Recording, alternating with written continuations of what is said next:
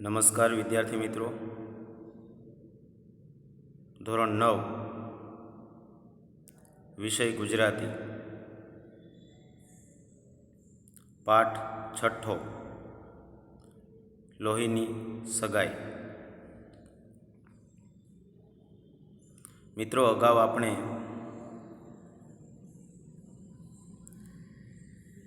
આ પાઠ થોડો સમજી ગયા છીએ. આજે આપણે જ્યાંથી પાઠ બાકી છે ત્યાંથી આગળ સમજીશું.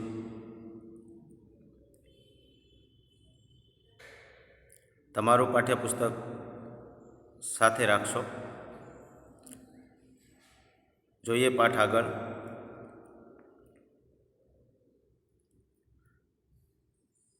અમૃત કાકીની બીજી દીકરી આગળ કંઈ બોલે તે પહેલાં અમૃત કાકીની આંખો વરસવા માંડતી. અમૃત કાકીની બીજી દીકરી મંગુ વિશે આગળ કંઈ બોલે તે પહેલાં તો અમૃત કાકીની આંખોમાં આંસુ આવી જતા. અમૃત કાકી રડવા લાગતા. દીકરીનું હૈયું પણ ભરાઈ આવતું. અમૃત કાકીની દીકરીનું હૈયું પણ ભરાઈ આવતું. એ પણ રોવા જેવા થઈ જતા. પરંતુ કઠણ કાળજું કરી એ મનનો ડૂમો કાઢી નાખતી. પણ અમૃત કાકીની બીજી દીકરી હિંમત રાખી કઠણ કાળજું કરી અને મનનો ડૂમો કાઢી નાખતી. અને અમૃત કાકીના બીજી દીકરી એમ કહેતી, તું કંઈ કાયમ બેસી રહેવાની નથી. ભાભીઓને પનારે એ પડશે ત્યારે રોજ એના મળમૂત્ર ધોવા જેટલી કોઈ આળપંપાળ નહીં કરે અને એ દુઃખી થઈ જશે. સહેજ અટકીને ધીમે અવાજે એ કહેતી, દવાખાનામાં મૂકવાથી ડાહી નહીં થવાની હોય તો નહીં થાય, પણ ઝાડો પેશાબ અને કપડાનું ભાન આવશે તોય બસ છે. ભાઈઓના ઘરમાં ભગવાને ધાન ઘણું આપ્યું છે. ભાભીઓ ટંકે ખાવા ન આપે એવી કજાત પણ નથી. અમૃત કાકીને એના બીજી દીકરી એમ કહેતી કે તમે ઘરડા થશો અને તમારા ન રહેવાથી મંગુ જ્યારે ભાભીઓના પનારે પડશે ત્યારે ભાભીઓ કંઈ મંગુના મળમૂત્ર ધોવાની કાળજી ન લઈએ, આળપંપાળ નહીં કરે, ત્યારે મંગુ દુઃખી થઈ જશે. અને પછી ધીમા અવાજે અમૃત કાકીની બીજી દીકરી કહે છે, દવાખાનામાં મૂકવાથી કદાચ સુધરી ન જાય, ડાહી નહીં થાય, નહીં થવાની હોય તો નહીં થાય, પણ દવાખાને લઈ જવાથી મંગુને ઝાડો પેશાબ અને કપડાનું ભાન આવશે તોય ઘણું છે. એની બીજી દીકરીનું કહેવાનો મતલબ કે મંગુને દવાખાને લઈ જવી જોઈએ. એને થોડું ઘણું ભાન આવે તોય ઘણું છે. ભાઈઓના ઘરમાં ભગવાને ધાન ઘણું આપ્યું છે. ભાઈઓના ઘરમાં ખાવાની કોઈ કમી નથી. ભગવાને ધાન તો ઘણું આપ્યું છે. ભાભીઓ એને ખાવાનું નહીં આપે એવું પણ નહીં, ખાવાનું આપશે, પણ ઝાડા પેશાબનું મંગુને થોડું ઘણું ભાન આવવું જોઈએ. એટલે કે અમૃત કાકીની બીજી દીકરી મંગુને દવાખાને મૂકવાની સલાહ આપે છે. અમૃત કાકી લોકોને દવાખાના અંગે પાંજરાપોળની ઉપમા આપતા ત્યારે લોકો પરાયા તરીકે જે કહી શકતા નહીં તે દીકરી કહી નાખતી. અમૃત કાકી મંગુને જ્યારે દવાખાને મૂકવાની વાત ગામ લોકો કરતા ત્યારે ગામ લોકોને પાંજરાપોળની ઉપમા આપતા. તેના કારણે ગામ લોકો અમૃત કાકીને જે કોઈ વસ્તુ કહી ન શકતા એ વસ્તુ અમૃત કાકીની બીજી દીકરી અમૃત કાકીને કહી નાખતી. એ કહેતી, દવાખાનું પાંજરાપોળ જેવું હશે અને કદાચ મંગુ મરી ગઈ તો એનો અને કુટુંબનો છુટકારો થશે. દવાખાનું તમને પાંજરાપોળ જેવું લાગતું હશે અને દવાખાનામાં લઈ ગયા પછી મંગુ કદાચ મરી જાય તો તેનાથી તમને અને કુટુંબને છુટકારો થશે. દીકરા કમાતા ધમાતા હોય, દીકરી સાસરે હિંડોળા ખાટે ઝૂલતી હોય, ત્યારે હું માં થતી જાઉં એનો કંઈ અર્થ નથી. મંગુની સાચી માં બની રહું ત્યારે જ મારી લોહીની સગાઈ ખરી. દીકરાઓને પણ કાંઈ તકલીફ નથી, અમૃત કાકીની બીજી દીકરીને પણ કોઈ તકલીફ નથી. એ સારી રીતે જીવન જીવે છે. પણ મંગુની સાચી માં હું બની રહું, એની ચાકરી કરું, એની કાળજી લઉં, ત્યારે જ મંગુ અને મારી વચ્ચે લોહીની સગાઈ ખરી. સાચી માં તરીકે હું ત્યારે જ સાબિત થઈ શકું. મંગુ ઉપર, ગાંડી દીકરી ઉપર પૂરેપૂરું ધ્યાન આપું ત્યારે જ અમારી સાચી લોહીની સગાઈ ખરી. એટલે દીકરી કહે કે દીકરાઓ કહે તો પણ મંગુને દવાખાના દ્વારા મોત ભણી ધકેલવા અમૃત કાકી ક્યારેય તૈયાર ન હતા. દીકરીઓ સમજાવે કે દીકરાઓ સમજાવે, પણ અમૃત કાકી મંગુને દવાખાને લઈ જવા તૈયાર થતા ન હતા. દીકરાઓ માના આ ભાવને સમજી ગયા હતા. દીકરાઓને ખબર પડી ગઈ હતી કે અમૃત કાકી મંગુને દવાખાને મૂકવા માગતા નથી. એટલે એ કોઈ વખત એવી વાત કરતા નહીં. એટલે દીકરાઓ અમૃત કાકી સામે મંગુને દવાખાને લઈ જવાની એવી વાત ક્યારેય કરતા નહીં. ફક્ત દીકરાઓના મનમાં એક વસવસો હતો. દીકરાઓના મનમાં એક વસવસો હતો કે કોઈ તાલીમ પામેલી નર્સ કે ડાક્ટરની દેખરેખ નીચે એને રાખી હોય તો ટેવને લીધે કદાચ એને ઝાડો પેશાબને કપડાનું ભાન આવે. દીકરાઓ એમ માનતા કે અમૃત કાકી મંગુને દવાખાને ન લઈ જવા માગતા હોય તો ઘરમાં જ કોઈ નર્સને બોલાવીને એની દવા કરીએ અને મંગુને જો ઝાડા પેશાબ અને કપડાનું ભાન આવે તોય ઘણું છે. પરંતુ એવી સગવડ ઘર આગળ કરી શકાય તેમ હતું નહીં. એવી સગવડ પણ ઘરે કરી શકાય એવું હતું નહીં. એટલે દીકરાઓ મૌન રહ્યા હતા, કંઈ બોલતા ન હતા. અમૃત કાકીને કંઈ કહી શકતા ન હતા. છતાં અમૃત કાકીએ એમની શ્રદ્ધા પ્રમાણેના ઉપચાર ચાલુ રાખ્યા હતા. છતાંય અમૃત કાકીએ એમનાથી થતા ઉપચારો તો ચાલુ જ રાખ્યા હતા.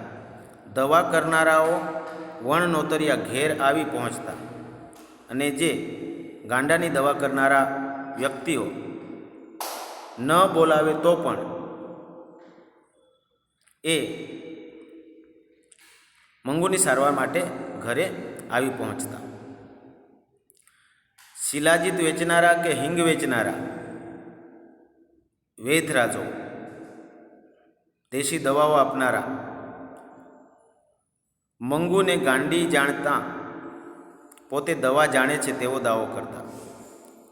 આયુર્વેદિક ઔષધિ આપનારા કેટલાક વ્યક્તિઓને ખબર પડી ગઈ કે મંગુ ગાંડી છે, એટલે પોતે તેની દવા જાણે છે એવો દાવો કરતા. અમૃત કાકી માનતા કે 1000 ઉપચાર કરીએ ત્યારે એક ટેકી લાગી જાય. અમૃત કાકી એમ માનતા કે 1000 ઉપચાર ગમે તે એને સુધારવા માટેના પ્રયત્નો કરીએ, એમાંથી જો એકાદ ઉપચાર ફળદાયી નીવડે, સફળ થાય તો ઘણું છે એમ માની બને એટલા ઉપચારો, જેટલા કાંઈ ઉપચારો કરવા પડે એ અમૃત કાકી કરાવતા. એટલે બીજાને મન ગાંડી ગયેલી વાત એ ગંભીરતાથી સાંભળતા અને શ્રદ્ધાથી એનો અમલ કરતા. એટલે બીજા જે કોઈ વૈદ્યરાજો હોય, કોઈ ડૉક્ટર્સ હોય, ગામ લોકો હોય, જે કંઈ અમૃત કાકીને મંગુને સુધારવાની વાતો કરતા, એનો ઉપચાર અમૃત કાકી કરાવતા, શ્રદ્ધાથી એનો અમલ કરતા. જોશીઓ અને ભુવાઓ પણ અવારનવાર વહારે ધાતા. પોથી જોવાવાળા જોશીઓ અને ભુવાઓ પણ મંગુને સુધારવા માટે ઘરે આવતા. એક જોશીએ ભાખ્યું હતું કે એક જોશીએ એમ કહ્યું હતું કે આવતા માગસર મહિનામાં મંગુની દશા બદલાય છે. એક જોશીએ એમ કહ્યું હતું કે આવતા માગસર મહિનામાં મંગુની દશા બદલાય છે, એટલે એને સારું થઈ જશે. ત્યારથી માગસર મહિનો, યાદ રાખજો મિત્રો, ત્યારથી માગસર મહિનો અમૃત કાકીનો આરાધ્ય દેવ બની ગયો હતો. એક જોશીએ એમ કહ્યું હતું કે આવતા માગસર મહિને મંગુની દશા બદલાઈ જાય છે, એ સુધરી જશે, અને તે દિવસથી માગસર મહિનો અમૃત કાકી માટે આરાધ્ય દેવ બની ગયો હતો. કારણ કે માગસર મહિના ઉપર અમૃત કાકીને શ્રદ્ધા બંધાઈ ગઈ હતી. કેમ, શા માટે? તો કે માગસર મહિનામાં મંગુ સુધરી જશે. માગસર મહિને તાકડે મંગુને 14 વર્ષ પૂરા થઈ રહેતા હતા, અને એમેય માગસર મહિનો આવે ત્યારે મંગુની ઉંમર 14 વર્ષની થતી હતી. એટલે કોઈ ડાહ્યું માણસ જે તરંગે ન ચડી જાય તેવા તરંગે અમૃત કાકી ચડી જતા. માગસર મહિનામાં 14 વર્ષ પૂરા થાય છે, મંગુ યુવાન થાય છે, માટે અમૃત કાકી પણ ખુશ થતા. 14મું ઉતરતા કમુને પરણાવેલી. અમૃત કાકીની બીજી દીકરીને 14 વર્ષ પૂરા થયા અને એને પરણાવી દીધી હતી. હવે એ જ ઉંમર મંગુની માગસર મહિનામાં પૂરી થાય છે, એટલે કમુની જેમ પરણવા લાયક મંગુ પણ થઈ જાય છે. મંગુ ડાહી હોત તો આજે એના વિવાહ પણ નક્કી થઈ ગયું હોત. મંગુ સારી હોત, ગાંડી ન હોત, સારી હોત તો આજે કમુની જેમ એના પણ વિવાહનું નક્કી થઈ ગયું હોત. અમૃત કાકી એમ માનતા. જો માગસર મહિનામાં એને મટે, માગસર મહિનો પૂરો થાય, મંગુના 14 વર્ષ પૂરા થાય છે, જો માગસર મહિનામાં મંગુ સુધરી જાય તો કમુની જેમ એના પણ વિવાહનું ક્યાંક ગોઠવાઈ જાય એવું અમૃત કાકી માનતા. મુઈનું રૂપ તો એવું છે કે મૂર્તિઓ એને જોતાં સમો હા પાડી દે. અમૃત કાકી કહે છે કે મુઈનું રૂપ તો, મંગુનું રૂપ તો એવું સુંદર છે કે મૂર્તિઓ મંગુને જોતાં જ હા પાડી દેશે, એટલી સુંદર લાગે છે. અને જાણે એને મટ્યું હોય તેમ, આવા વિચારમાં અમૃત કાકી જાણે કે મંગુને મટ્યું હોય તેમ એ લગ્નની યોજના પણ વિચારવા માંડી જતા. જાણે કે માગસર મહિનો હજી આવ્યો નથી, માગસર મહિનામાં 14 વર્ષ પૂરા થાય છે, અને મંગુને માગસર મહિનામાં મટી જ જશે એવી અમૃત કાકીમાં શ્રદ્ધા છે. એટલે એવા વિચારના કારણે જાણે કે મંગુ સુધરી જ ગઈ છે એમ અમૃત કાકી મંગુના લગ્નની યોજના બનાવે છે. એક વખત મંગુ ડાહ્યાની માફક ચોકડીમાં પેશાબ કરવા બેઠી. તેથી હરખાઈ જતાં અમૃત કાકીએ એ દિવસો સુધી દરેક આગળ પારાયણ કર્યા કર્યું. એક દિવસ મંગુ ચોકડીમાં પેશાબ કરવા બેઠી અને અમૃત કાકીને એમ લાગ્યું કે મંગુ સુધરી ગઈ અને માગસર મહિના સુધીમાં તો એકદમ સારી થઈ જશે. એટલે ચોકડીમાં પેશાબ કરવા બેઠી એ વાત લોકો આગળ અમૃત કાકી કરવા લાગ્યા કે મંગુમાં સુધારો આવ્યો છે. અને પેલા જોશીના વાક્યો અમૃત કાકીને યાદ આવ્યા. જોશીનું કહેવું સાચું પડશે. અમૃત કાકીને એમ લાગ્યું કે માગસર મહિનામાં સુધરવાની છે મંગુ, એ જોશીનું કહેવું સાચું પડશે. મંગુ કોઈ વખત નહીં ને આ પહેલી વખત એની મેળે ચોકડીમાં પેશાબ કરવા બેઠી. મંગુ આજ સુધી કોઈ વખત નહીં અને આજે પહેલી વખત જોશીના કહ્યા પછી પહેલી વખત ચોકડીમાં જાતે પેશાબ કરવા બેઠી. એટલે અમૃત કાકીને લાગ્યું કે ચોક્કસ મંગુ સુધરી જશે. સાંભળનારને ગળે આ વાત ઉતરવી મુશ્કેલ હતી. જે લોકોને મંગુની વાત અમૃત કાકી કહેતા કે મંગુમાં સુધારો આવે છે, પણ સાંભળનારને આ અમૃત કાકીની વાત ગળે ઉતારવી મુશ્કેલ હતી. કારણ કે એ સાંભળતી વખતે મંગુ પેશાબ કરી ભીની માટી આંગળા વડે કોતરતી નજરે પડતી. કારણ કે એ સાંભળતી વખતે મંગુ ચોકડીમાં પેશાબ કરી ભીની માટી આંગળા વડે કોતરતી નજરે પડતી. મંગુને ધૂન આવે ને એ ઊભી થઈ જતી તો એમને નવી વાત મળી જતી. મંગુને ધૂન આવે અને મંગુ ઊભી થઈ જતી એટલે એમને નવી વાત મળી જતી. મેં કહ્યું તે સમાણી ડાહ્યાની માફક ઊભી થઈ ગઈ. અમૃત કાકી એમ કહેતા કે મેં કહ્યું એટલે તે ડાહ્યાની માફક ઊભી થઈ ગઈ. કહેવાનો મતલબ કે હવે એ સુધરી ગઈ છે. આમ અમૃત કાકીનો આશાભર્યો માગસર મહિનો આવ્યો. આમ અમૃત કાકીનો જે મહિના ઉપર અમૃત કાકીની શ્રદ્ધા હતી એ માગસર મહિનો આવ્યો. છતાં મંગુ ડાહી તો ન થઈ, પણ શહેરના કન્યા વિદ્યાલયમાં માગસર મહિનો આવ્યો છતાં પણ મંગુ સુધરી તો નહીં. પણ શહેરના કન્યા વિદ્યાલયમાં ભણતી ગામની એક દીકરી કુસુમ